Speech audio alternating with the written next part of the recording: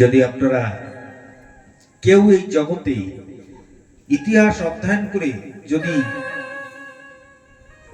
বেগম সাহেব অর্থাৎ মমতাজ শাহজাহানের কথা কেউ পড়ে থাকেন, আমি একটা দৃষ্টান্ত ভাগবতে নিয়ে আসছি, কেন জানেন? কথা প্রসঙ্গে এসেছে তাই। তার স্ত্রীকে এত ভালোবাসতো, বেগম সাহেবকে এত ভালোবাসতো, সে ভালোবাসার প্রমাণ জগতে স্মৃতি রাখবার জন্য একটা তাজমহল নির্মাণ করেছিলেন তৎকালীন সময়। 22,000 শিল্পী সেখানে কাজ করেছিল, ইতিহাস অধ্যয়ন করে দেখবেন। কিন্তু অন্তিম দশায় কি হলো জানেন? তাকে বন্দী করে কারাগার গৃহে রেখে এক মুষ্টি অন্ন তার সময় মতো পাঠিয়ে দিতে। যদি আমি প্রশ্ন করি যে তোমার স্ত্রীকে ভালোবাসাকে প্রমাণ করবার জন্য তুমি তাজমহল তৈরি করে কি করলে? অন্তিম সময় তোমাকে কারাগার গৃহে কাটাতে হয়েছে। সে ভালোবাসাটা যদি কিছুটা ভালোবাসা তুমি ভগবানকে অর্পণ করতে, যদি গোবিন্দকে অর্পণ করতে, অনাদির আদি গোবিন্দকে যদি তো অর্পণ করতে, চির অমর হয়ে থাকতে এই জগতে। রূপ সনাতন যারা হোসেন শাহর দরবারের প্রধানমন্ত্রীর ক্ষমতায় ছিলেন, তারা সমস্ত কিছু ক্ষমতা ছেড়ে দিয়ে বিসর্জন দিয়ে ফকির হয়ে তারা চিরতরে বৃন্দাবনে চলে গেলেন। আজও পর্যন্ত কোন মানুষ যদি বৃন্দাবন ধামে যায়, তাহলে সে রূপ সনাতনের কুঠিরটা একটু দর্শন করতে যায়। জানেন কেমন ত্যাগ বৈরাগ্যের প্রতিমূর্তি? তারা সমস্ত কিছু বিষয় সম্পদ ত্যাগ করে তারা বৃন্দাবনের মাটিতে চলে এসেছে তাদের কুঠিরটা দর্শন করবার জন্য। আজও মানুষ দূর দূরান্ত থেকে লক্ষ কিলোমিটার থেকে ছুটে যায়। কিন্তু সমস্ত অর্থ থাকলে, বল আছে, অর্থ আছে, তাই দিয়ে তুমি তোমার স্ত্রীকে ভালোবাসতে, স্ত্রীকে ভালোবাসো, কে বারণ করছে না। কিন্তু তুমি ঈশ্বরকে ভুলে গিয়ে তুমি তোমার স্ত্রীকে ভালোবাসা দেখাতে গিয়ে তুমি তাজমহল তৈরি করেছো। কি হলো অন্তিম পরিণতি? তোমাকে বন্দি দশায় জীবন কাটাতে হয়েছে। তাই কে লক্ষ্য করে কাজী নজরুল ইসলাম একটা কবিতা লিখেছে। বিদ্রোহী কবি কাজী নজরুল ইসলাম কি লিখেছে জানেন? তিনি লিখেছেন যে নর বহে ফল, নারী বহে জল, জল মাটি মিশে ফসল ফলিয়া উঠিল বাবা সোনালী ধানের শীষে। নারীর বিরহে নারীর মিলনে নর পেল কবি প্রাণ, যত কথা তার হইল কবিতা শব্দ হইল গান। তাজমহলের পাষাণ দেখেছ দেখনি কো তার প্রাণ, অন্তরে তার মমতাজ নারী বাহিরেতে শাহজাহান। ভেবেছে কি নর নারী শুধু মেটায় কামের ক্ষুধা, তুমিও দিলে প্রেমের অর্ঘ, তোমায়ও দিত সুধা। বলো রাধে রাধে। তাহলে প্রেমের সুধা তুমি যদি দিতে পারো, তার কারণ স্ত্রী পুত্র স্বজন বন্ধু বান্ধবকে ভালোবাসতে গিয়ে ঈশ্বরকে ভালোবাসার মতো হৃদয়ে বন্দির ভালোবাসা নেই। কেন জানেন? যদি কোনো মা এই জগতে গাভী মাকে পোষেন, দুধের জন্য কোন গোমাতাকে পোষণ করে থাকেন, গৃহপালিত পশু আমাদের বলি আমরা গোমাতা, আমরা দেবী বলে তাদেরকে পুজো করি, তাই না? সেই গোমাতার যদি একটা বৎস হয়, দেখবেন সেই গোমাতা কি করে জানেন? আপনি যতটা দুগ্ধ দহন করেন না কেন, কিছুটা দুগ্ধ চুরি করে রেখে দেয়। বলেন তো, জানেন তো আপনারা? কিছুটা দুগ্ধ তার বৎসের জন্য রেখে দেয়।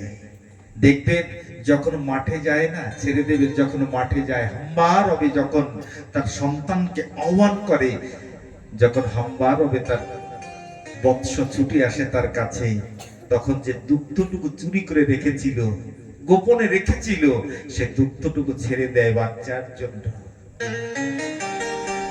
কথাটা কেন বললাম? বলছে এই কারণে, জাগতিক সংসারকে আমরা অবশ্যম্ভাবে ভালোবাসবো। স্ত্রীকে ভালোবাসবো না, স্বামীকে ভালোবাসবো না, পুত্রকে ভালোবাসবো না, সবাইকে ভালোবাসবো। এই কথাটা বলার উদ্দেশ্য হচ্ছে, যেমন একটা গোমাতা তার বৎসের জন্য কিছুটা দুগ্ধ লুকিয়ে রাখে, ঠিক মনে কোণে যেন একটু ভালোবাসা গুরু গোবিন্দের জন্য একটু রেখে দিতে হয়। তার কারণ কি জানেন? দেখবেন জাগতিক জগৎকে শুধু ভালোবেসে যাচ্ছে।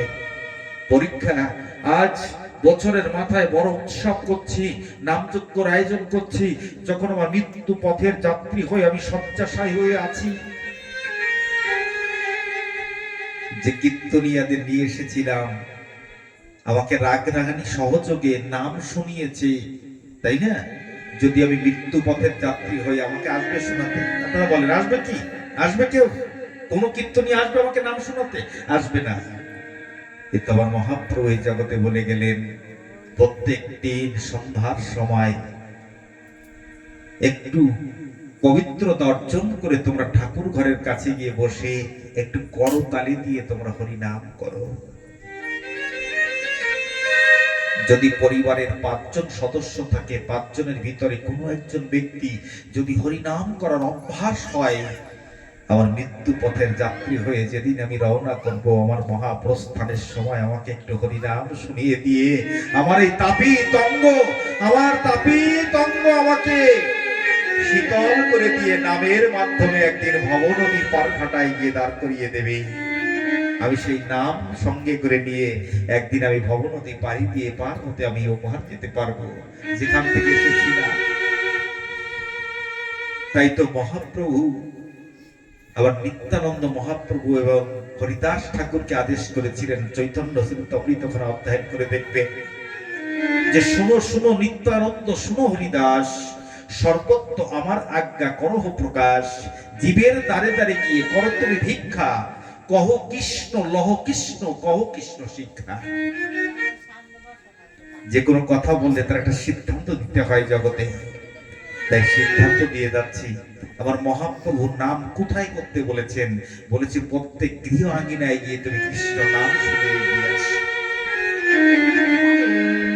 এই জন্য যারা এই জগতে সদ্গুরু হয়ে থাকে, কি বলছে শাস্ত্রে, যে জীবেরও নিস্তার লাগে নন্দসুত হরি, ভুবনে প্রকাশ হন গুরু রূপ ধরি। গুরু হয়ে সেই ঈশ্বরের প্রতিনিধিত্ব করবার জন্য সদ্গুরুদেব হয়ে জগতে সেই নাম প্রত্যেকের দ্বারে দ্বারে গিয়ে বিলিয়ে দিচ্ছে, প্রত্যেকের দ্বারে দ্বারে গিয়ে সেই নাম বিলিয়ে দিচ্ছে। আমরা সেই নামকে একাগ্র চিত্তে হৃদয় মন্দিরে ধারণ করে আমরা যেন আগামী যে কটা দিন আমাদের চলে গেছে, সে কটা দিন আমরা ফিরিয়ে আনতে পারবো না, কিন্তু সম্মুখে যে কটা দিন আছে সে কটা দিন তোমরা একটু স্মরণ করে যেতে পারবো। ভাগবত শোনা মানে কি? আজ ভাগবতের বন্যা বয়ে যাচ্ছে, সাধু সঙ্গের বন্যা বয়ে যাচ্ছে। যদি সাধু সঙ্গ করে, ভাগবত শ্রবণ করে, সৎসঙ্গ করে যদি আমার মনের পরিবর্তন না হলো, বাবা মনে করবেন সেখানে গিয়ে আমি শুধু সময় নষ্ট করেছি, বাকি আর কিছু হয়নি আমার জীবনে। যদি গুরুর দেওয়া নির্দেশ পালন করতে না পারলাম, যদি তিলক মালা ধারণ করতে না পারলাম, যদি আমার কোনো পোশাক পরতে কুণ্ঠা বোধ হয়, আমি যদি ভক্তকে প্রণাম করতে গিয়ে আমার লজ্জা বোধ হয়, কারণ চরণ ধুলি নিতে যদি আমার বিবেকে বাধা দেয়, এই যে সাধু সঙ্গের যে মাহাত্ম্য, আমার জীবনে পরিবর্তন যদি না আসলো বাবা, তাহলে শুধু সময় নষ্ট হলো, আর কিচ্ছু হলো না। তার কারণ কি জানেন?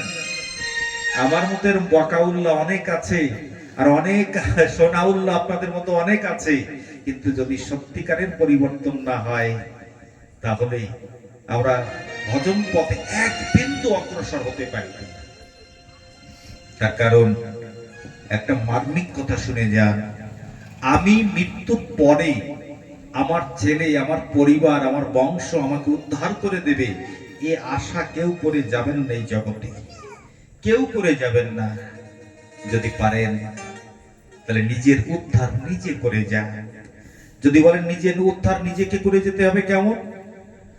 আমরা প্রতিপক্ষকে, আপনি কোন মতে আছেন, কোন পথে আছেন, আমার সেটা বলবার বিষয় নাই, ভাবার বিষয় নাই। তবে বিষয় হচ্ছে এটা, যে গুরুদেবের রাতুল চরণে আশ্রয় নিয়েছেন, সে গুরুদেবের দেওয়া মন্ত্র, গুরুদেবের দেওয়া নির্দেশ, মার্গদর্শন যা কিছু করেছেন আমাকে, আমি যেন সেই পথকে অনুকরণ করে আমার জীবনে অগ্রসর হতে পারি, আমি জীবনে অগ্রসর হতে পারি। এখানে পরম প্রেমময় ঠাকুর অনুকূল চন্দ্রের বিগ্রহ আছে। ঠাকুরের একটা বাণী আছে যে ধর্মে মানুষ বাঁচে বাড়ে, তাই তো বাবা? ধর্মে মানুষ বাঁচে বারে, সম্প্রদায়টা ধর্ম নারে। আমার কথাটা খুব ভালো লেগেছে। আমি অনেক ভাগবত আসলে গিয়ে বলি, আপনারা মনে মনে ভাবতে পারেন যে ঠাকুরের বিগ্রহ দেখে বোধহয় তাই বলছে না। ধর্মে মানুষ বাঁচে বারে, সম্প্রদায়টা ধর্ম নারে। অন্যে বাঁচায় নিজে থাকে, ধর্ম বলে জানিস তাকে। যে ধর্ম গ্রহণ করুন না কেন, আপনি মতুয়া ঠিক আছে, আপনি বৈষ্ণব ঠিক আছে, আপনি শাক্ত শৈব জ্ঞানপত্য বৈষ্ণব কি আছেন ঠিক আছে, সবই ঠিক আছে, কিন্তু সেই ধর্ম গ্রহণ করে যদি না বাড়লেন, আগে বাড়লেন, বা আপনার পরিবর্তন না আসলো, তাহলে আপনি কি করলেন জীবনে? শুধু নামই নিয়ে রাখলেন। যদি আপনি স্কুলে ভর্তি হলেন, যদি স্কুলে 1 মাস স্কুলে না যান, আপনার নামটা কাটা যায়, যায় কিনা বলুন? তা আমি দীক্ষা গ্রহণ করেছি মানে আমি আধ্যাত্মিক স্কুলে ভর্তি হয়েছি, যদি সেই জপ না করি, তপ না করি, ইষ্টভীতি না করি, তাহলে পরে হবে কি? সম্ভব নয়। এই জন্য যে যে মত পথে আছেন না কেন, কেন বলছি জানেন? কেন আপত্তি নেই? ভগবান শ্রীকৃষ্ণ বলছেন গীতার ভিতরে, যে যথামাং প্রবর্তান্তে তাং স্থৈব ভজম মহম মম বর্তানুবর্তন্তে মনুষ্য বর্ত সর্বস্ব। যে আমাকে যে ভাবে ভাবে বসুধ হয়, মনোময় মূরতি করে ভক্ত বাঞ্ছা পূর্ণ করে, আমি তার কাছে গিয়ে হই উদয়। কি অদ্ভুত কথা! এই শ্লোকটা যদি আমরা বুঝতে পারি, এই শ্লোকের ব্যাখ্যা যদি আমরা হৃদয়ঙ্গম করতে পারি, বলুন না কোনো দ্বিধাদ্বন্দ্ব থাকে? কোনো দ্বিধাদ্বন্দ্ব থাকে না, কোনো দ্বিধাদ্বন্দ্ব থাকে না। কিন্তু এটা বলা যেমন সহজ, করাটা বহুত কঠিন। কেন যাই তো আপনাদের আশীর্বাদে বিভিন্ন প্রভিন্সে আগামী 17 তারিখে আমাদের রওনা করতে হবে অন্ধ্রপ্রদেশ কাগজনগর। সেখানে 10 নাইট প্রোগ্রামের বায়না হয়েছে আমাদের। তারপরে 1 মাস পরে আমাদের যেতে হবে কলকাতায়, সেখানে বায়না হয়েছে 7 দিনের। তাহলে আপনাদের আশীর্বাদে বিভিন্ন ভক্তদের সঙ্গে আমাদের যোগাযোগ হয়, বিভিন্ন ভক্তের সঙ্গ করতে হয়। তবে একটা কথা বলে যাব, সবাইকে একটু চিন্তা করে দেখবেন যে যে যে মত পথে আছি না কেন, ঠিক আছে বাবা, গন্তব্য সবার এক। যদি তাই হয় তাহলে আমাদের ভক্ত হতে হবে, বিভক্ত হলে হবে না। কি হতে হবে? আমাদের ভক্ত হতে হবে, বিভক্ত হওয়া যাবে না। আমরা সবাই সনাতন ধর্মের ছত্রছায়ায়, বিভিন্ন মত থাকতে পারে, বিভিন্ন পথ থাকতে পারে, ধর্ম একটা, সেটা হচ্ছে সত্য সনাতন। বুঝাতে পারলাম? হরি নামে কি মহিমা, ডুবলে না যায় রে জানা, মনের ময়লা দূরে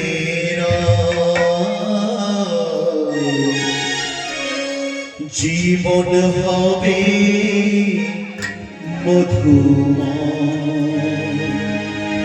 কৃষ্ণ নামে কি মহিমা, ডুবলে না যায় রে জানা,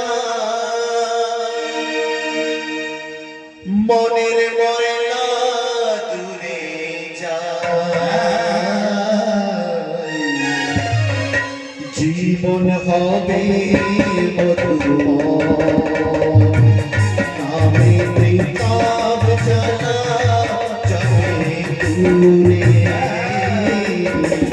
জীবন হবে মধুময়।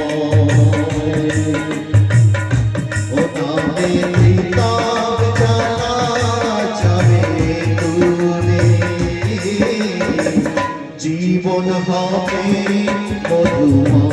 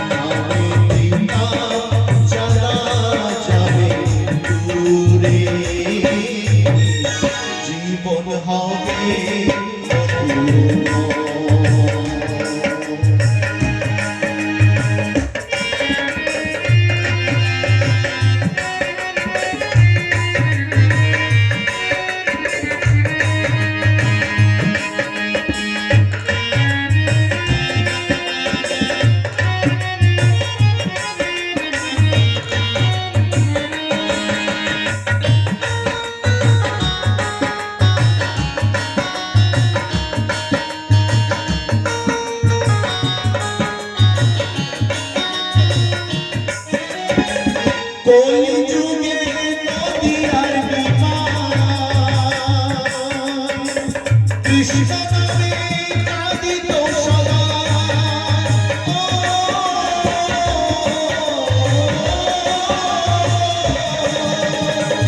কলিযুগে নদিয়ার বিমান রাধা বলে কাঁদিত সদা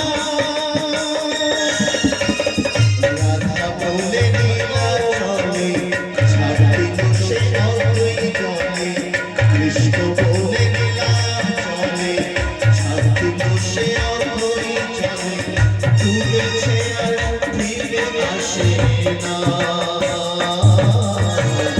জীবন হবে মধুময় নামে তৃতা জ্বালা যাবে দূরে জীবন হবে মধুময় কৃষ্ণ নামে কি মহিমা ডুবলে না যায় রে জানা হরি নামে কি মহিমা ডুবলে না যায় রে জানা মনের ময়না দূরে যা জীবন হবে মধুময় জীবন হবে মধুময় জীবন হবে মধুময় জীবন হবে মধুময়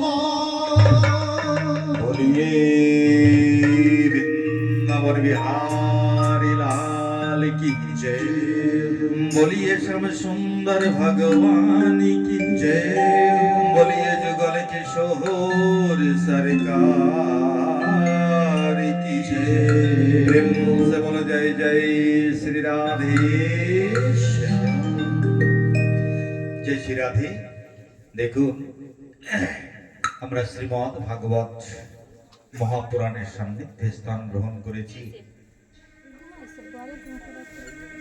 তো যদি সপ্তম দিবসের পাঠ হয় না, তাহলে প্রথম দিবসে ভাগবত মাহাত্ম্য বর্ণনা করতে হয়, আর এক দিবসে হলে ভাগবতের মাহাত্ম্য কথাই শ্রবণ করতে হয়। তবে আপনারা বিভিন্ন জায়গায় যে মাহাত্ম্য কথা শ্রবণ করেছে,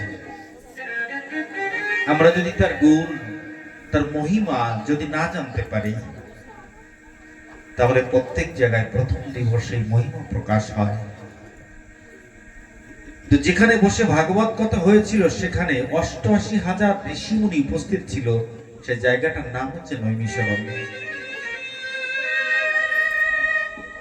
এবং সেখানে যখন সুত মুনি এসে উপস্থিত হলো না, তা সুত মুনির কাছে জিজ্ঞাসা করছেন যে আগত কলিকাল, জীবের চারিপাশে মায়াজাল, এই মায়াজাল হতে আমরা কেমন করে মুক্ত হতে পারবো? কৃপাপূর্বক একটা সিদ্ধান্ত প্রকাশ করুন, আমাদের কাছে সিদ্ধান্ত নিয়ে আসুন। যখন বলছে আমাদেরকে একটা সিদ্ধান্ত প্রকাশ করুন, তখন সুতমুনি ডাক দিয়ে বললেন যে আমার গুরুদেবের কাছে আমি যা শ্রবণ করেছি, এই দেখুন প্রত্যেক জায়গায় গুরু ভিন্ন কোনো কার্য সম্পাদন হয় না, কিন্তু আমি পরীক্ষা করে দেখেছি, আপনারা মনে কষ্ট পাবেন না, যদি ১০০ ভক্ত থাকে না, কমসে কম মানে একজন 60% মানে 60% ভক্তদেরকে যে জিজ্ঞেস করে দেখেছি, গুরু মন্ত্রই মনে নেই।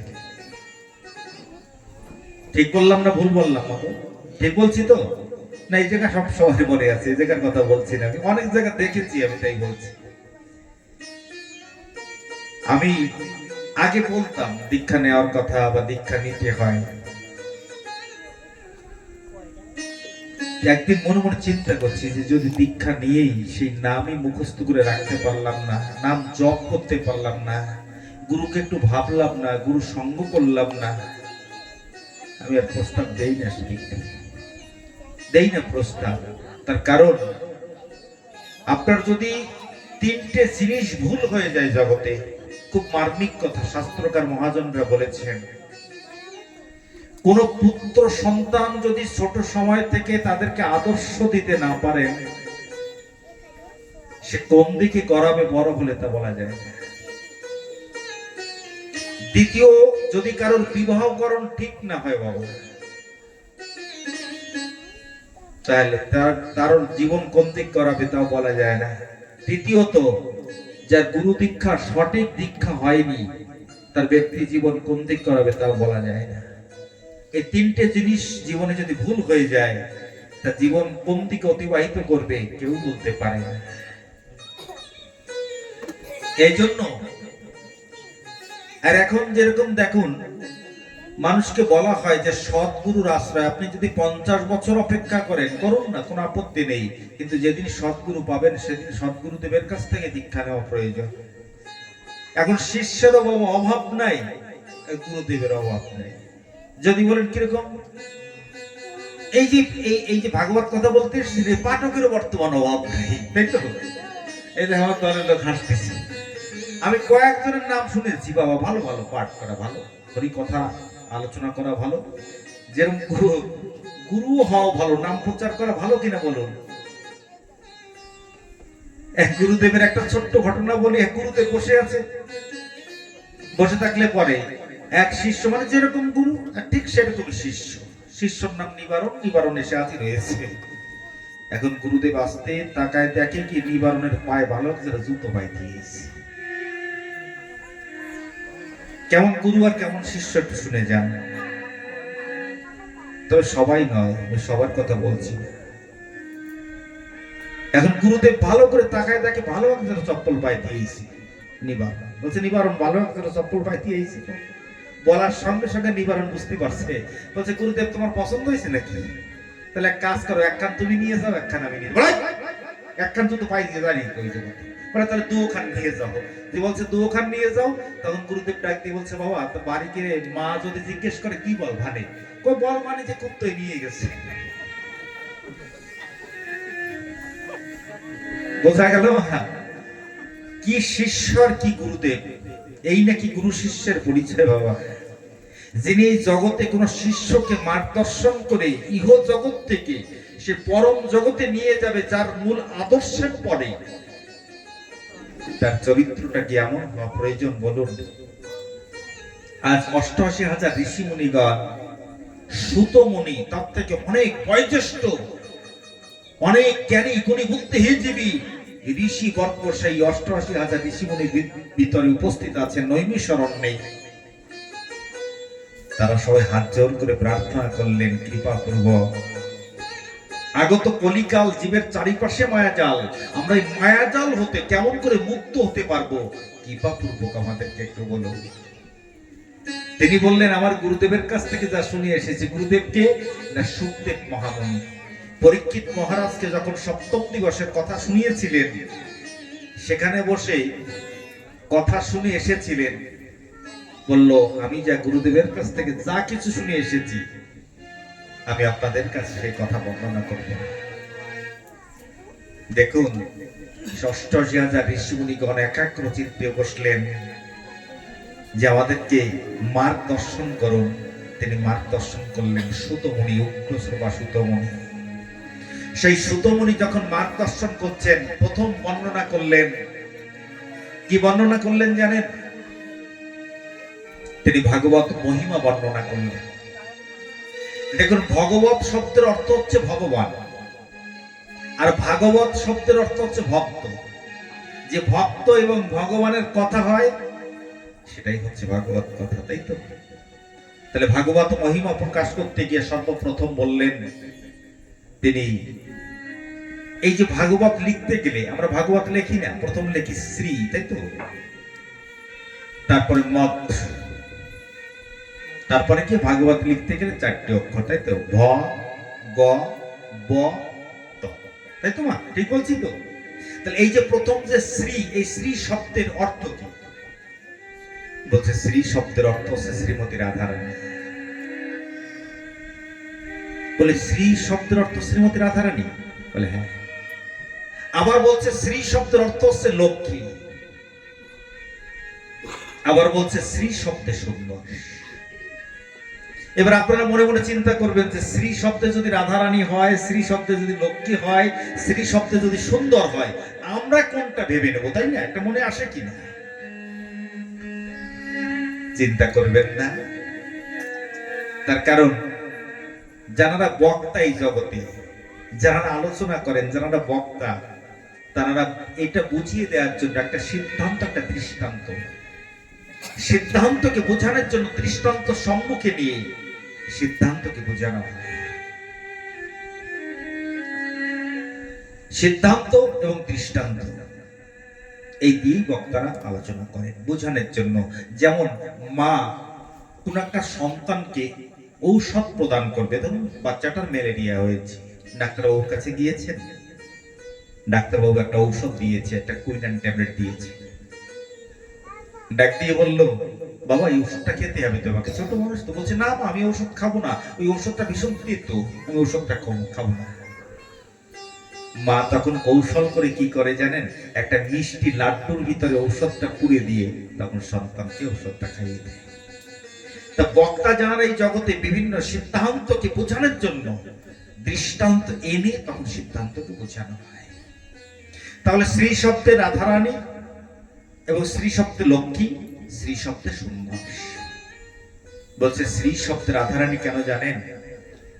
রাধার কৃপা না হলে, রাধারানীর ঐকান্তিক ভাব যদি বর্ষণ না হয়, কোনদিন ভাগবতের ভিতরে প্রবেশ করা যায়।